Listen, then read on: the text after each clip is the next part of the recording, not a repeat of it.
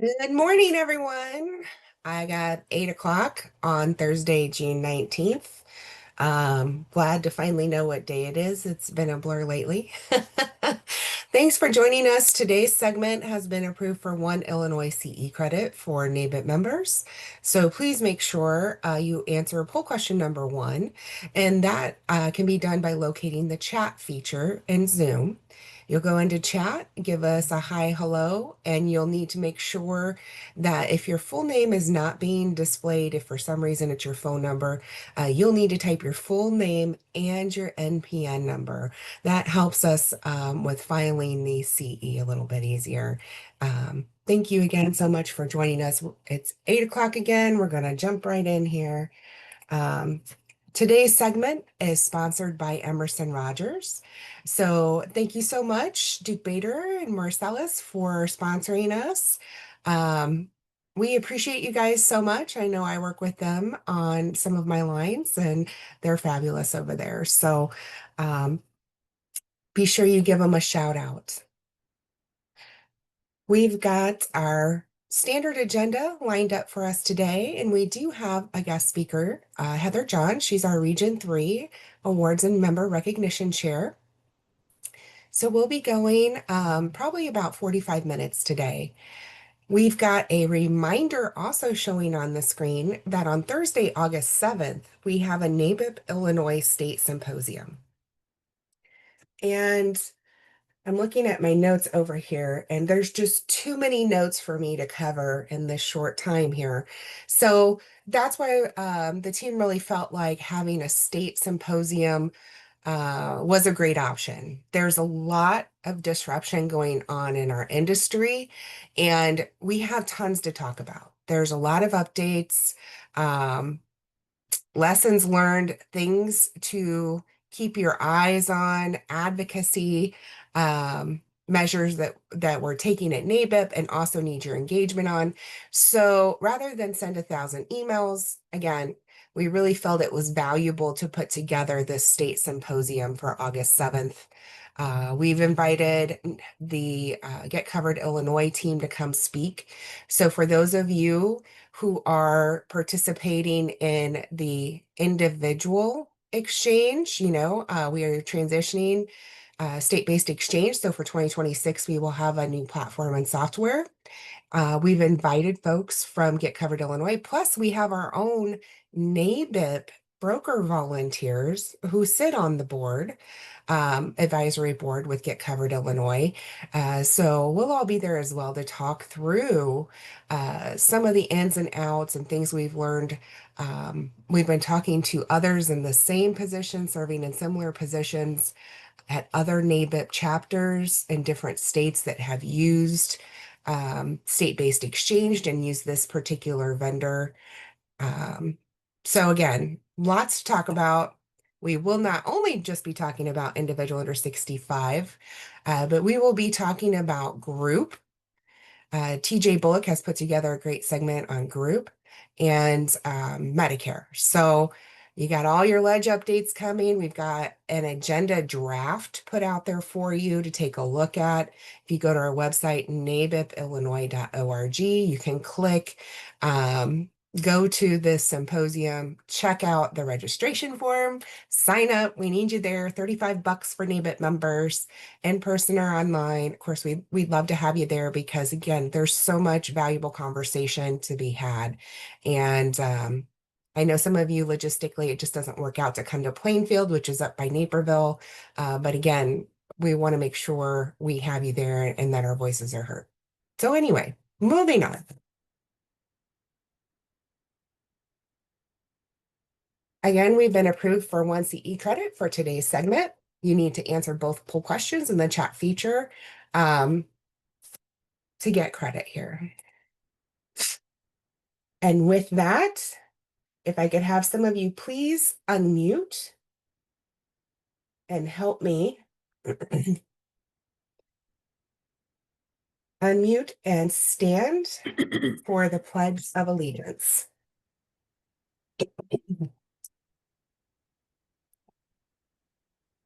I pledge allegiance to the flag of the United States of America and to the and to the republic republic for for which which it it stands, stands, one one nation, nation, under under under God, God, God, indivisible, indivisible, with with liberty liberty and and justice for justice all. for all.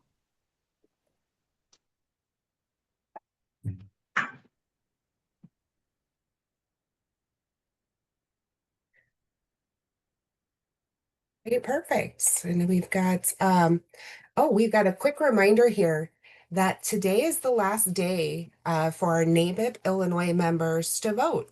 At the Illinois chapter level, it's pretty quick and easy. We just have our ballot with a couple of quick survey questions. And if you answer the survey questions, you have the option to put your name down and an opportunity to win a gift card from our gift card drawing. So we will have one final opportunity today to vote if you have not already. If you've already done so, we thank you. Um, there should be an email going out today if there hasn't been already for kind of a last call. So if you can't find your email to vote, there should be another one going out to members today. And again, we want to thank Emerson Rogers. Do we have anyone on from Emerson Rogers that would like to speak today?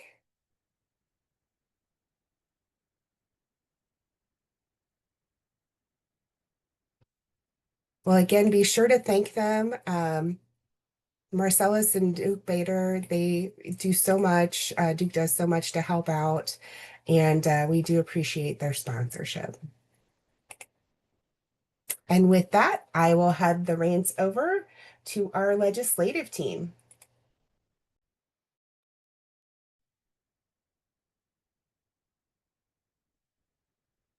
well, good morning, everybody. This is Missy.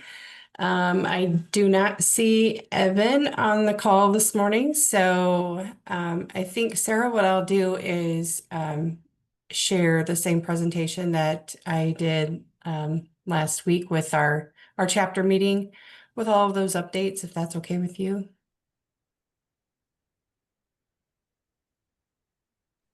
Sounds great. Okay. I just have to figure out how to do that. Ta-da!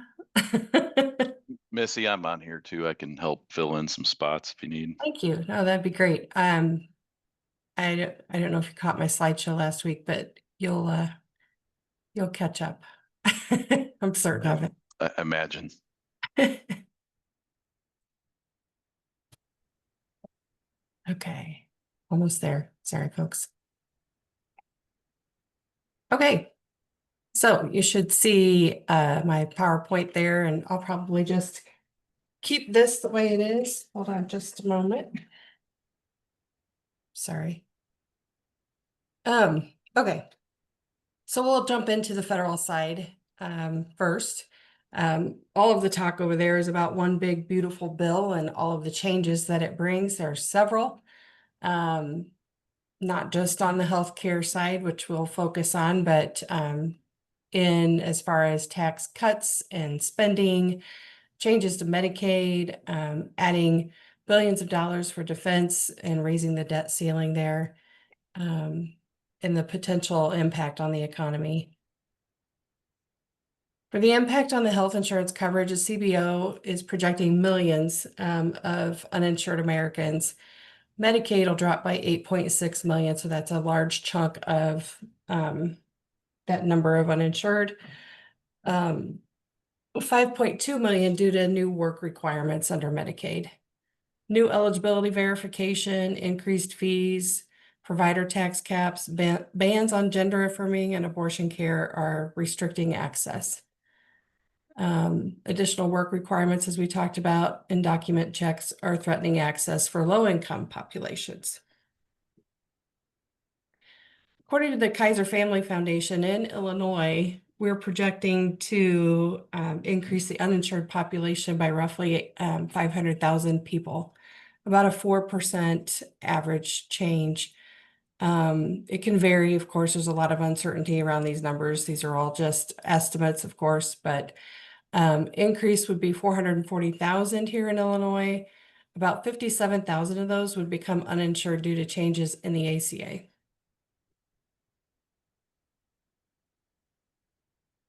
Some of the impact we expect for the health insurance companies: decreased enrollment, market instability, significant changes to the marketplace and potential enrollment declines, could change risk. I know yesterday I sat in a phone call with Blue Cross and Blue Shield. And of course, yeah, I threw a ball at them, right? Okay, you filed rates. You want to come off with any numbers? They declined to comment. But I expected that answer. As far as I know, they may have filed 2 different sets of rates depending on what's going to happen. There's a lot of moving parts here, and that's what part of this is describing. So subsidies. So there seems to be a little bit of confusion as I sit on different webinars. Some agents are speaking up. There's still some confusion on tax credits, what's happening now and what's going to happen later. Currently, as we sit, we have enhanced premium tax credits. This was brought out in 2021 under a COVID provision to expand those tax credits, and they are expiring at the end of the year. It does not mean that all tax credits are going away. The expansion piece is going away. So we have to think back to what those subsidies look like before 2021, right? Anyone over 400% of FPL is not eligible for any tax credits. So that's going to be one piece that's going to be significantly changed, of course. And then anybody under 400% of FPL, if you figure their portion of what that household should spend on health insurance is going to increase. So we've got that shakeup just on the tax credit piece. But again, when I'm on these calls, I still see brokers confused by the enhanced piece versus the regular. And hopefully that provides a little bit of clarity in that piece there. So with the reduced subsidies and a likely spike or increase in the premiums, we've got a pot brewing here for AEP, as you can imagine. I think brokers are also going to see an increased demand for other alternatives. Makes sense. I mean, people are always asking what else is available. You know, I'm a broker. I tell them I have access to everything. All right, well, where's everything, right? There's got to be something else. And so we're going to see a lot more of that conversation. Of course, in Illinois, we do not have short-term medical plans, so that will not be an option. Health share plans are something that they could look into, I suppose. We're going to see probably an increase in all of the supplemental plans, you know, packaging those together. That's something that some of the carriers pivoted to when they decided not to be in the major medical market. So NABIP's take on the big, beautiful bill. Support for small agencies and brokers looking to permanently increase the qualified business income deduction from 20 to 23%. Of course, that helps all small business, not just agencies and brokers. Lots of language around ICRAs, actually rebranding, if you will, to choice arrangements, and some different changes within those, and providing a 2-year tax credit for first-time sponsors. So that looks like, you know, if your employer decides to offer choice arrangements, the language right now, I believe, says $100 per person the first year and $50 per person the second year to the employer. HSA enhancements. Personally, I'm a little bit excited about this piece. The bronze and catastrophic plans could potentially all become qualified high deductible health plans.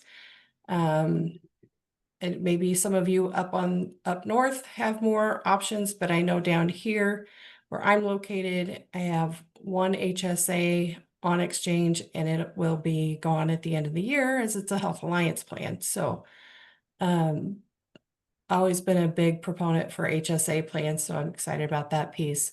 They're also adding more flexibility for contributions for folks that continue to work beyond age 65, and some other provisions there. On the ACA side, Josh, I don't know if you want to step in here a little bit, but what we're seeing is they are tightening some of the eligibility and income verification rules, just making it maybe a little bit tougher to qualify for coverage and keep it. We see some of the SEPs would probably go away, like the 150% year-round SEP that is put in place currently. That one will be gone to our knowledge. And then here's the PBM, where that's always going to come back up. Still some more discussion about PBMs. Anything to add there, Josh? Yeah, I think the only other thing to add would be that there's a minimum premium, potentially with CMS change that basically says there's no $0 plans anymore. So there was some concern about enrollments and $0 plans, people not knowing they had them, so on and so forth. So what they did to kind of sidestep that or implement something was to add a minimum premium. So if you update your information as it sits today, this is my understanding. If you update your information, you may have $1 premium. If you don't, you default to a $5. That was initially somewhere in the $50 and $35 range. So we'll certainly see some impact from that. However, I think, making sure people are updating their information is probably a good thing when we're talking about federal dollars. Agreed. Okay, one piece that you do not find in One Big Beautiful Bill is anything about continuing enhanced premium tax credits. So of course, this is a piece that NABIP fully supports. There has been an Operation Shout, and this is from a couple of weeks ago. So if this is new to you, you'll want to go out to the website and take action. But HR 247 and Senate Bill 46 have been introduced specifically to extend the enhanced premium tax credits. I do believe that the language in it is permanently extend, which adds billions of dollars to the budget. So hopefully they can, make some amendments here to get this through. But this Operation Shout was out, like I said, a couple weeks ago. If you go to nabip.org, click on the sandwich button on the left and go to Operation Shout, it's the top one if you need to take action to urge your representative to support this Healthcare Affordability Act. Otherwise, we'll be looking at decreased subsidies and higher premiums and flushing that out. So also, so as Sarah kind of pointed out, and I had been holding off on saying anything, but just yesterday, I officially got the appointment to be on the Health Benefits Exchange Advisory Committee. This was a spot held by Ken Olson in the past from Horton Group. And he unfortunately fortunately, hopefully for him, took another job, which did not allow for him to make the time commitment there. So yours truly now has that seat and have been able to attend my first meeting with that committee. And of course, Director Winters is on board, other folks from the DOI, Director Gillespie was in attendance, and it was very good conversation about moving to the Illinois state-based exchange. I'm also seeing some more, points there that that brokers need to be aware of. You will not be able to use Health Sherpa or any other EDE platform as we move into the Get Covered Illinois. They will have their own platform. Right now, at this time, the only actionable item that a broker can take is to complete the broker information form that they have released and get that back into them. And in fact, they would like those back by July 15th. So if any of you are in that individual market space, you haven't heard any of this language, you don't have the link to the form, et cetera, please reach out to me. And I can get that over to you. I'm sure that our carriers will be on board with providing that link and communication as well. But NABIP is also a source for you, myself included. My email is Missy with an IE at wayinsuranceservices.com. So feel free to reach out to me with any questions on that. And with that, I'll move into the state update. So they wrapped up, General Assembly wrapped up on June 1st in the wee morning hours. Sorted through about 7,000 plus bills this year, and that doesn't include any amendments. Language I'm hearing is it was very difficult to sort through the bills that were, I'll just say legit, and the other bills that were provided to create a headline for somebody, or just to throw, more language in there. So a lot of bills to get through this session. It seems to get just a little bit worse every time. Josh, would you agree with me on that? Yes. All right, so we'll start going through some of these bills, and note that at the time of me putting these slides together here, they hadn't been signed into law yet, but they have all been passed by the House and the Senate. Health Bill 1141 requires insurance policies to cover medically necessary anesthesia without time-based restrictions. This starts January 1 of 26. 1331, establishing ratios for providers of genetic medicine and genetic counseling under the Network Adequacy and Transparency Act. 1431, mandates hospitals charging facility fees to inform patients about the fees and their purpose.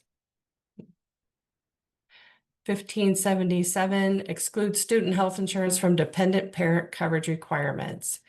So this came up mid-session, was brought to our attention that now your children basically can cover you on their health plan, right? They could cover their parents on their health plan. Let's put it that way.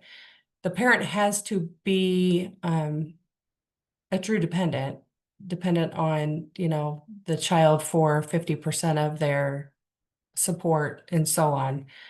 But yes, that can happen in Illinois, but this 1577 is excluding the student health insurance plans from that dependent parent coverage. Yeah. 16. Would you go back to that slide about facility fees? I just want to add a couple points there. Yes. So this is a trend that we're starting to see kind of across the country. There's about 15 states currently that just outright ban facility fees altogether. Some of those are through preventative services, just banning of preventative services. Some of those are disclosures up front. But basically what this does is it does disclosure. If anyone is running into these issues, I'm collecting a significant amount of information for facility fees and any providers that are charging facility fees. And we're not totally against facility fees, but we're starting to see it encroach into the copay arena. So a individual or member goes in to have a doctor's visit, and they're starting to experience, upwards of a $400 facility fee for going to the doctor. They think they're getting a copay, and we're starting to see these facility fees at that level. So we're providing some feedback. So if anyone has an issue, please reach out to the team here. Let us know if you want to get involved. We'd love to know what's going on out there. Kind of helps us in drafting responses. Josh, I know our Senator Rose, Chapin Rose, has been working on collecting some of that as well. You may want to reach out to him and have a conversation. Perfect. Thank you. No problem. Okay, 1697 introduces PBM reforms prohibiting spread pricing, transferring rebates to patients, and supporting community pharmacies with fees. I believe the fee they landed on here, correct me if I'm wrong, but we're around the $15 mark. Spot on. Mhm. We Can you, I do believe that that is to be collected through the carrier. And is it once a year? It is, and we were trying to actually ask for some language on how they arrived at that $15 number because it was $10.88 at one point in time. Mm-hmm. So we're looking for, hey, how was this number arrived at? I do think So that in the past we were talking about that dispensing fee, which was a little different. right. Like you were going to get charged at the pharmacy every time you were there. This is a fee for the carriers to collect. Oh yeah, got it. Okay. Yeah. So it'll looks a little bit different, I would think. But 1865 regulates targeted insurance sales to individuals in nursing homes over age 65. That one just really makes sense. We'll get those agents out of those long-term care facilities. I don't know how much of that's happening, but it shouldn't be. So now it's in writing. 2425 prohibits life insurance discrimination based solely on felony convictions, but excludes coverage for actively incarcerated individuals. 2464 ensures neonatal intensive care services from non-participating providers incur with no greater out-of-pocket cost than providing participating providers if billed as emergency services. 3019 reforms prior authorization for mental health and substance abuse treatment, banning prior authorization for outpatient care and mandating coverage for transportation and lodging for out-of-network services.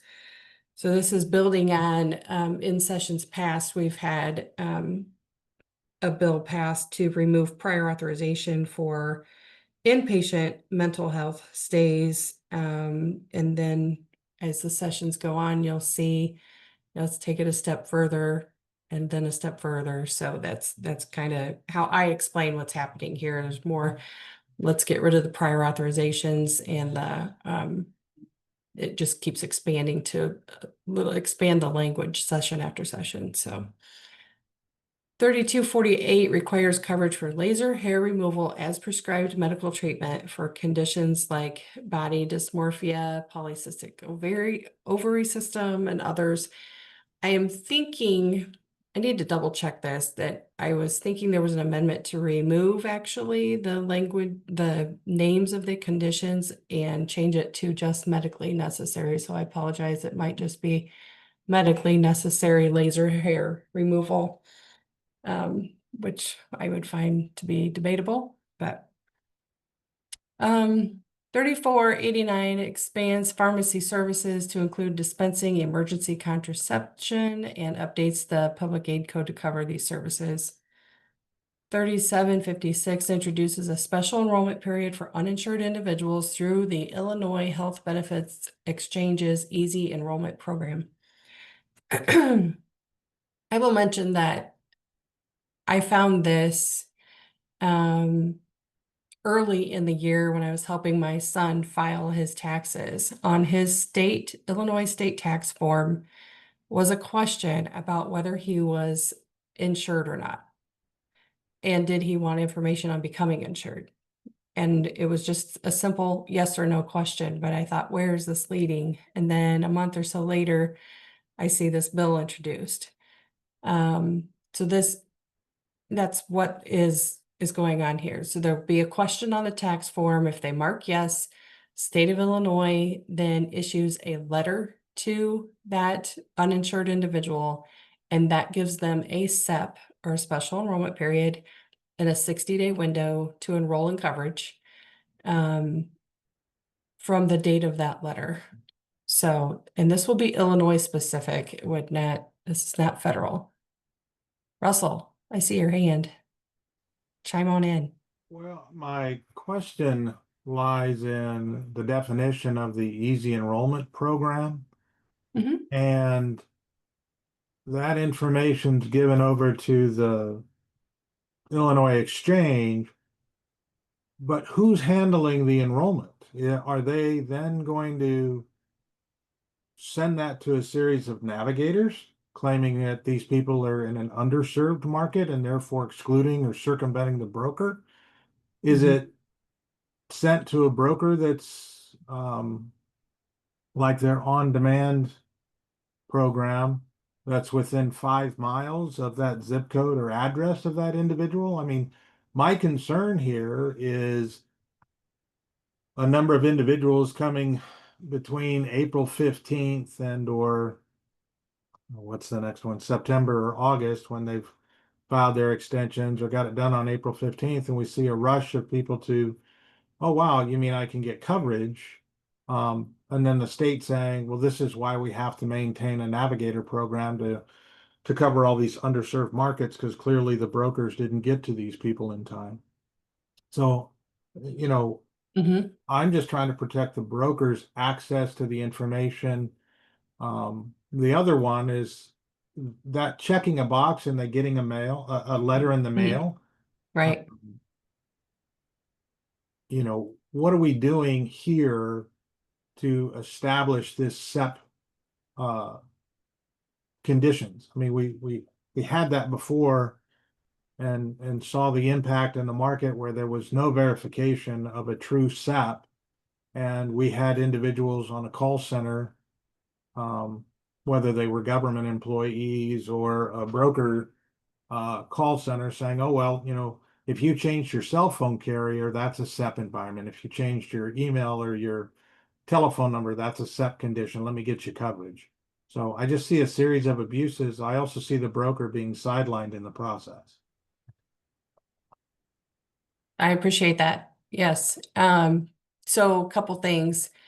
This is the second Illinois specific SEP that I'm aware of since they've passed the legislation to become a state-based exchange.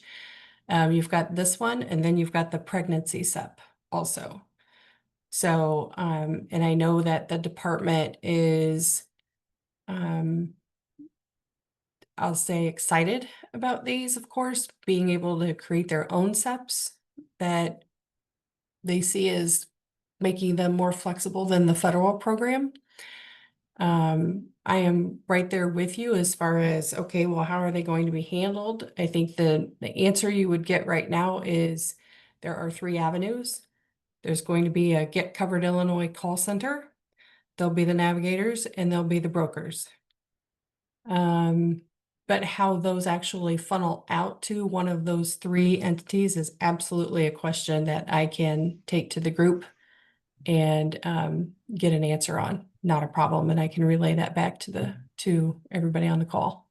Yeah, So and I will reiterate that, Russell, there is a help on demand type program that they're implementing to find yeah, a broker and push out to a broker. I understand that, and it's Yeah. you know it's supposed to be more robust um, than The the federal side. Yeah. the federal site, but it's also more targeted and it's only a 5 mile radius type thing. Um, and that can be good or bad. We'll see how that falls out and get impact and feedback from other states because it's mirroring other states out there. I'm not shortcutting that process. I just see 2/3 of the options are anti-broker. And again, we have ran into cases where navigators and even the call center individuals are, making recommendations, which they're not supposed to, but they're making recommendations. They're also encouraging the sale of dental insurance and vision insurance, which they're not licensed to do. So Mhm. those are my concerns, but I guess we'll have to see how this comes out. And I agree with you, Missy. I'm sure they're giddy as hell about Mhm. establishing all their own SEP programs, so they Yes. can say how many people they have enrolled. I would just encourage you to maybe set up a gathering box or an email box where we can all start to send the letters from these people who, for their pregnancy SEP, say, hey, health insurance was great. I enrolled the day before I was going to the hospital to have the baby. They paid 100% of the policy. Mm. And then, I canceled it 6 months later, and I'll be sure to enroll again when I go to have my next kid. Right, right. So, Yeah. Yeah, I think the adverse selection piece is very concerning. exactly. So, the other thing, I would love to see a bill come through here that requires the state of Illinois to implement all of the mandates on the state health insurance plan that they do for the private insurance market in all these bills, because in spending all these mandated coverages, they still haven't got it in their head, the cost increase that it incurs in the private market, and yet they're still not required to provide those services, nor do they in many cases. And neither Mhm. is, large companies like John Deere, Caterpillar, and the rest. So that's my Right. soapbox for today. I love it. Thank you, Yeah, Russell. I would agree with that too, Russell. Mm-hmm. Great points. So as we move down the line here and get into some Senate bills, requiring accident and health insurance policies to cover equine assisted therapy starting January 1, 2027. Yeah. Russell, to your point, I'm looking at this going, what in-network horse riding therapy providers in my area, right? It just is something else. And I'm not to discourage those that need it. That's fine. We all know that, but mandating coverage is something else. Coverage mandates for slowing Alzheimer's progression with provisions effective immediately and some repealed by July 1 of 2027. It's very expensive treatment. Again, another mandate that I would love to have the figure of what this is going to cost. Senate Bill 175 extends coverage for diagnostic tests for Klinefelter syndrome starting January 27. 1392 revises assignability rules for dental and health insurance policies effective in January. 1418 updates coverage requirements for peripheral artery disease screening tests starting January 27. 1560 introducing universal mental health screenings in schools by the 27-28 school year. And this one did not pass, but a good one to bring up. This would be your physician-assisted suicide bill. Proposes allowing doctors to prescribe life-ending medication to terminally ill patients with less than 6 months to live. Again, we'll be looking for this to poke back up in future sessions, but it did not pass. And that's essentially what I have for today. A little meme there for our buddies in DC that had a little falling out. And I will stop sharing. Josh, you have anything else to add to our legislative update today? Yeah, I'll just I'll reiterate the state-based exchange is operating on a federal/state platform that started in 2025. The plan is, and just to clarify this for everybody for under 65 policies, the plan is to go fully independent in 2026, which will basically allow them to adjust plans and create special set of rules surrounding Illinois, so plan designs, things like that. High level overview, it's roughly reported about 460,000 Illinois residents are on that. They're in the budget bill.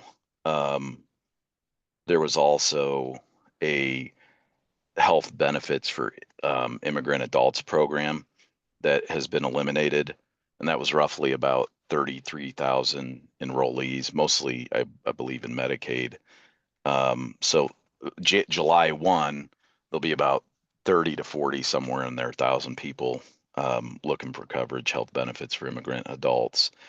Also, I know a lot of you know this, but January 1, I believe that was the effective date. Short-term limited duration plans were eliminated. Some additional things kind of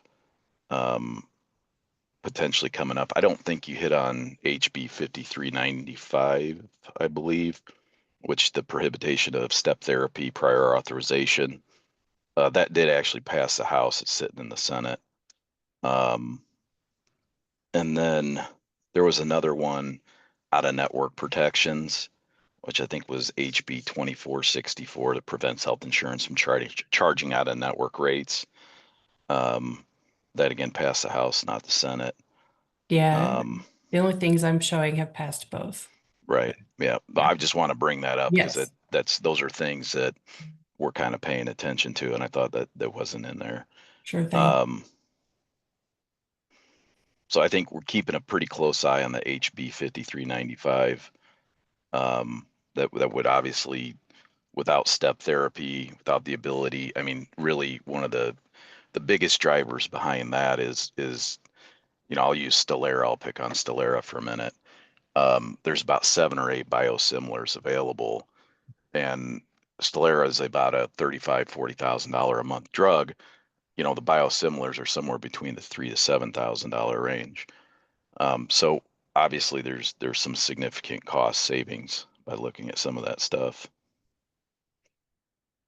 I think the only other item kind of key in the state of Illinois, and I was hoping Evan was going to be on here today, but Illinois Freedom Caucus, which is basically a bunch of GOP legislators in Sangamon County, basically filed a challenge to the budget process.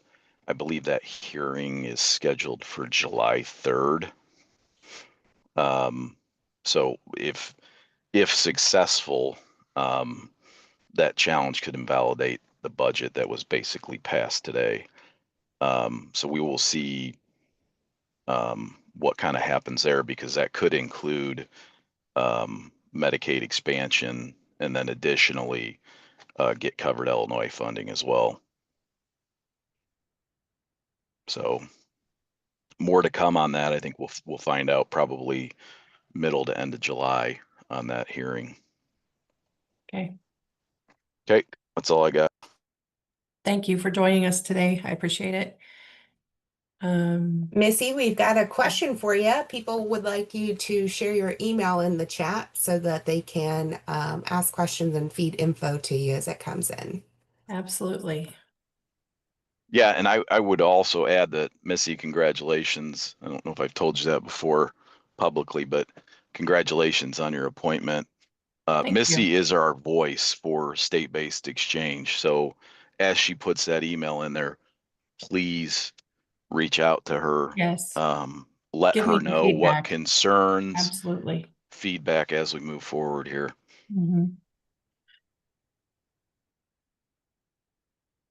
I would appreciate it. Thank you very much.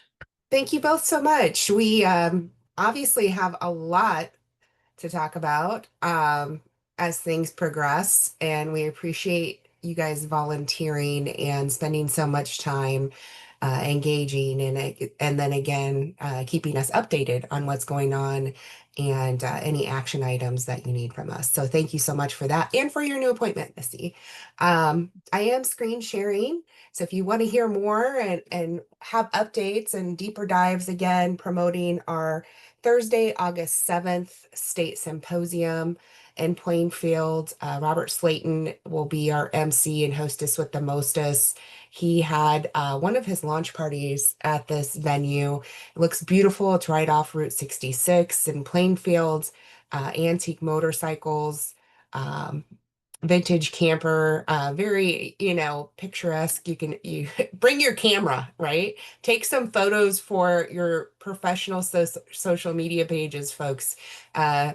This is a great opportunity again for us all to get together. We've made sure as we put this agenda together that we've been mindful of time. So registration and networking 9:30 to 10. No breakfast, again, to keep costs down. 10 a.m. is our opening, but we will have a mix of speakers again. It will be individual, ancillary, group, Medicare. We're going to touch base on all the things. And of course, our fabulous legislative team of volunteers will be leading the legislative conversation and policy and advocacy updates. So I'm very excited for this. We'll have a full lunch from noon to 1, and then followed by an afternoon of more professional development and engagement. Um, we've been blessed to have Michelle Thornton come back and visit us again for another NABIP event here in Illinois. She's going to basically have 2 segments in the afternoon. And again, we'll have some interaction there. So if you can attend in person for networking and engagement, we certainly will do our best to facilitate that via Zoom, but you may get more out of it if you're there in person. And then because we want to make a day of it, and again, make sure we have plenty of time to connect, we are going to have a member mixer immediately following the close of the symposium at 4 o'clock. So if people want to come hang from 4 to 6, or if you can't be there first thing in the morning but want to come later, we certainly hope everyone that can will stay. And then we'll have a cash bar and some networking. We are looking for a sponsor for that segment. All of our other sponsorships at this time are full. But we do have a $500 mixer sponsorship available. If you know of anyone that's interested, or if you're interested, please reach out to me. Again, $35. I put a link in the comment section here, and you can register by mailing in your information, and our fabulous treasurer, Laura Blomgren, will process that for you, or you can also register and pay on our website. So again, thank you so much. We look forward to the continued updates from our teams and to these events that are designed to connect us all.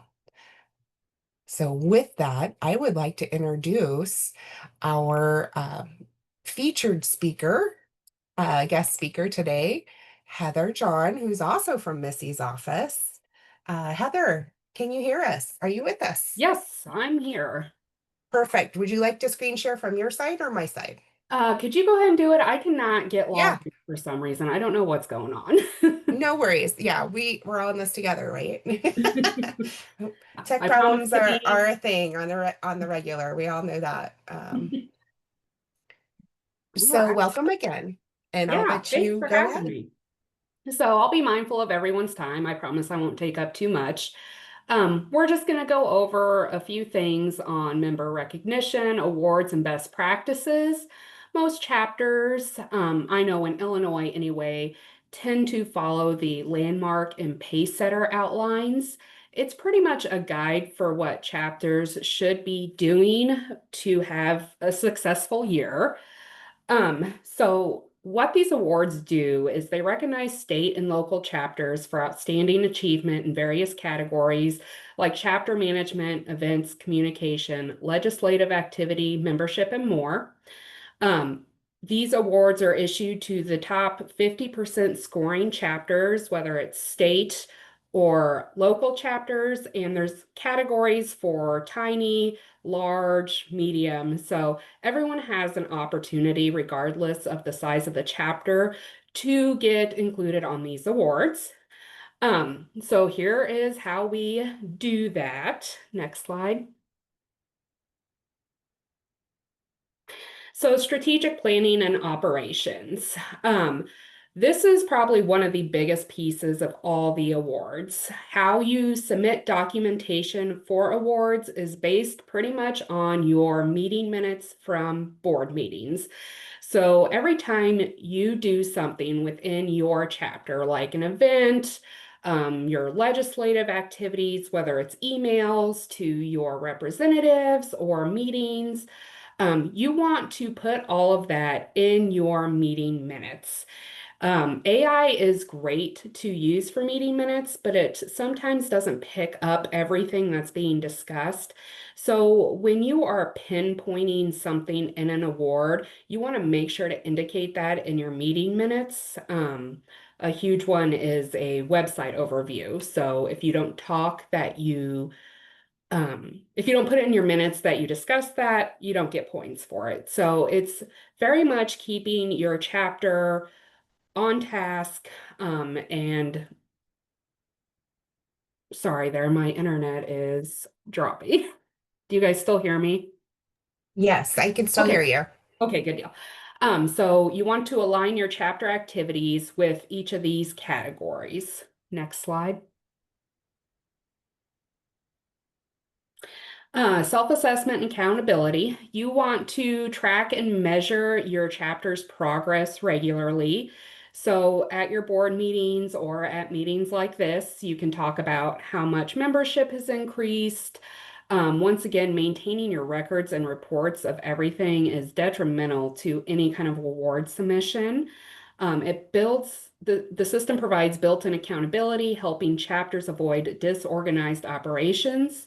There are links on nabib.org that go into great detail about what each board member should be contributing to the chapter, whether it's your professional development chair, president, award chair. It breaks down what each person should be doing in their chapter.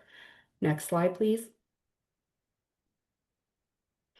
Member engagement and value. So as a chapter, you always want to offer regular professional development opportunities with CE credits.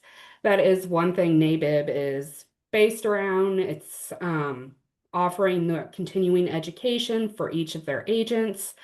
You want to promote member recognition and leadership. So just like Missy Shepherd with her recent appointment within the state of Illinois, we want to recognize that. We want to put out blasts and press releases and get it out there so that folks know what your chapters are doing legislatively.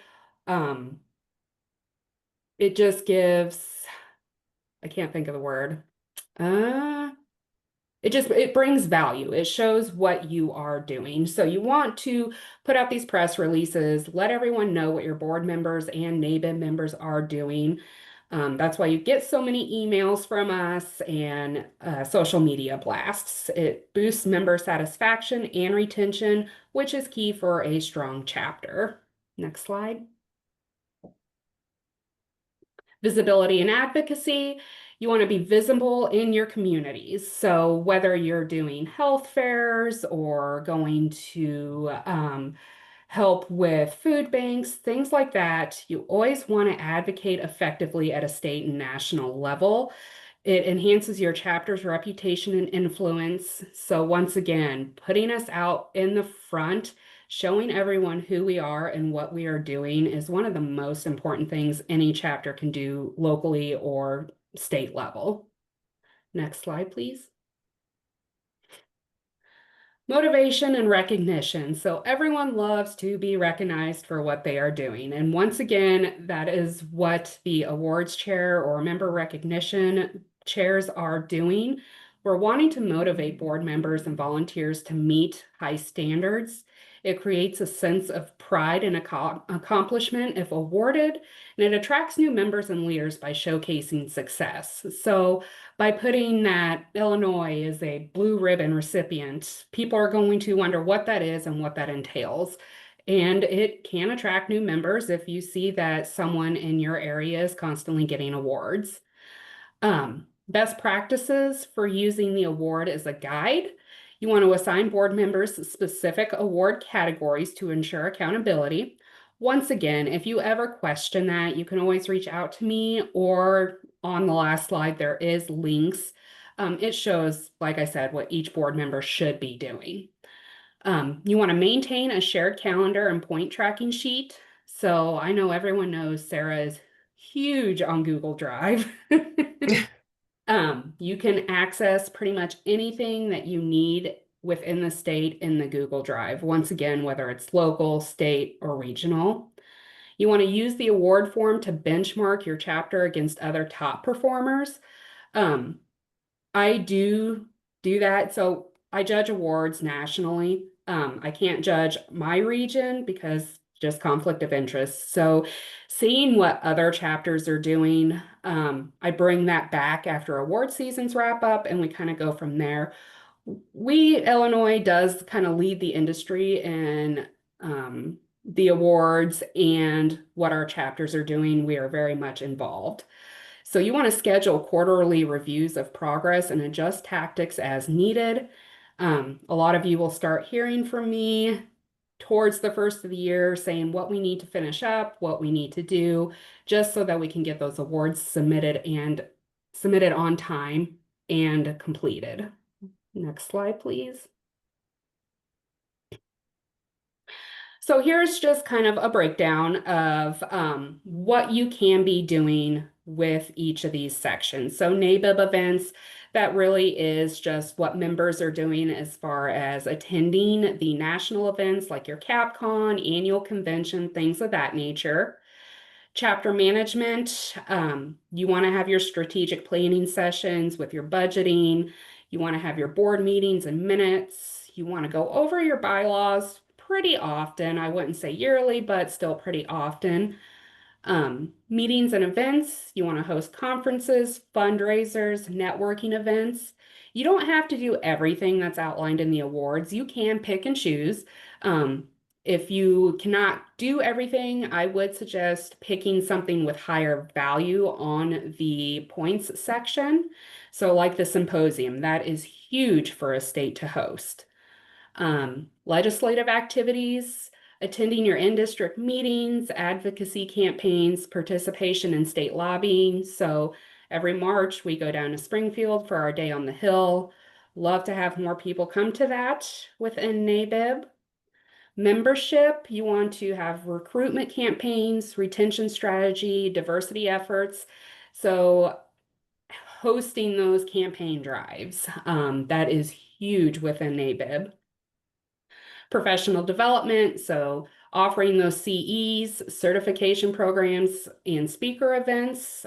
Once again, Illinois just absolutely exceeds in this portion. Media relations, so our press releases, media coverage, public relations efforts. Once again, I will say, I know I'm partial, but Illinois does exceed in this as well. Bonus activities, so innovation, extra credit initiatives, community involvement. I saw California hosts a Women in Insurance event, which it brings in all of your Department of Insurance ladies. It brings a whole bunch of women together and it says what they are doing. Men are welcome too, but there's so many different things each chapter does that you can always chime into. So if you, especially on LinkedIn, if you have friends across the country that are NABIP members, ask what they're doing. You can get great ideas from it. For Heart of Illinois, we started doing kits and coffee because Missy picked up on that at a national event. So there's so many different options for people. Network, reach out, submit your awards, do your documentation. You definitely want to get your chapter on the map within NABIP. There are some links to the side for chapter, individual, and legislative awards. There is a whole link for supporting documentation for awards. So if you want to see what your chapter's doing, you can definitely go to that link. You do have to log in. It is protected, but all you do is put in your email, password, and you can see everything as to where your chapter is. And I think it's important to recognize, I know not everyone is currently participating on the board, but these are prescribed best practices for a successful NABIP chapter. There's a set of awards checklist, if you will, for state and one for local chapters. But again, really at the core of it's prescribed best practices here. So we appreciate all of your work and sharing all the good things all of our folks are doing and helping us get organized And for those of you that aren't currently on the board, we know there's a lot going on in everyone's lives. If you would like to get involved, maybe you say, hey, I would love to perhaps be on a committee for a special event.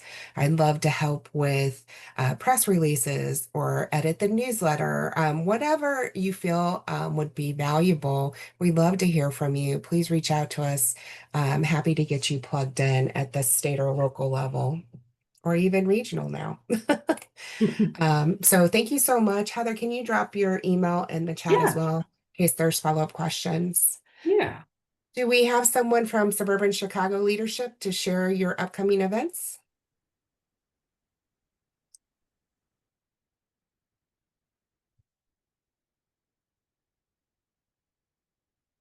No? Okay. Well, I'm here, but I don't know. I mean, Okay.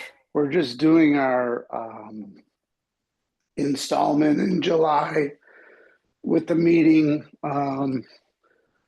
And that's That's the all second Wednesday, right? That's the second Wednesday in July. Should be July 11th, or is that right? For those of you looking at a calendar. So that's just our next meeting. So that's all I have to really report. We are doing the installment of the board on that meeting, I believe. Oh, I'm sorry. No, that meeting got moved. It's the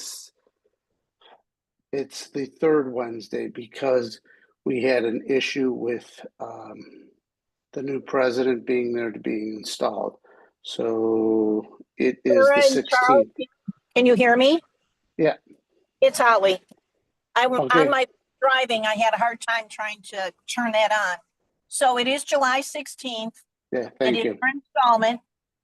We're going to have Charles discuss PAC and really what it's all about by using Mike Embry's slides, because too many people really don't understand what PAC does. And our speaker is Bradley Huff, and he's going to talk to us about HSAs and all those good things.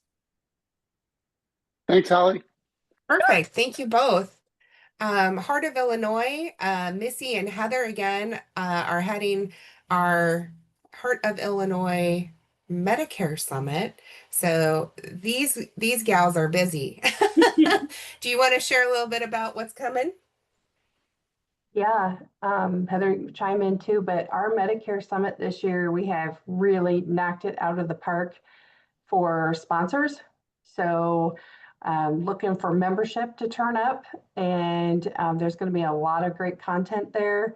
We have had Galen Hendricks booked for about a year now to come speak. And if you haven't checked her out, she's got plenty of YouTube videos out there that you can listen to her. She is out of Texas and super fired up. She will provide a lot of takeaways for those of you that are going to be in attendance. Make sure you've got a notebook and pen handy, because she just spills the takeaways like you wouldn't believe during some of her conversations. She is a ball of fire. She will admittedly tell you that she has sued the federal government not once but twice. And so we're super excited about that. Of course, we'll have another ledge update first thing in the morning. And then we are blessed to have Lori Martin, who I believe is on this call or was. She is our long-term care speaker for the day. She sits on the advisory board for NABIP. So looking forward to hearing from her. And then we've also secured Michael, I'll butcher his last name, but he's from Guaranteed Trust. And we saw him spoke at Chicago or Suburban's last event. And he is going to also speak to us about cross-selling. That seems to be a very, very hot topic. I'm not sure why, right? On the Medicare segment. So Cuts of commission could have something to do with that, or on certain plans anyway. Again, lots to talk about. So we love that our local chapters are continuing their programming and all of these options for us. So invite you to join us. Best part, it's free for NABIP members, folks. Thanks to the sponsors and NABIP Heart of Illinois for putting this together. So hope to see you there in person or online. It's an 8 to And would love to have people in person and pack the room. That would be amazing. But it is hybrid as well. So if you just can't make it down to Peoria for the event, be sure to tune in online. So thank you. yes, absolutely. For those of you who are serving in a leadership position, just a heads up, our Region 3 calendar is actually now on our NABIP Illinois website. So if you go to nabipillinois.org, click on Region 3, that will be our hub for the next season. So if you're looking for guidance and what's coming in Region 3, of course, members are always welcome to join us as well for open meetings. So I wanted to plant those seeds. I know several of us are going to Miami. Yay. It's going to be a lot of fun. And hopefully we can spend a fair amount of time out on the beach. We'll see how that goes. I said, if people want to see me on the beach for a meeting, that's great. Have our meetings outside. I put my cell phone number into the chat, so feel free to save that for Sarah Walker Height. If you're going to Miami, text me, let me know. Don't forget to tell me who you are when you text me, though. Uh, Thank you again to Emerson Rogers. Again, please locate the chat feature and be sure to check out for CE credits. If you have any questions, you guys know where to find us. Thank you so much. Have a great day.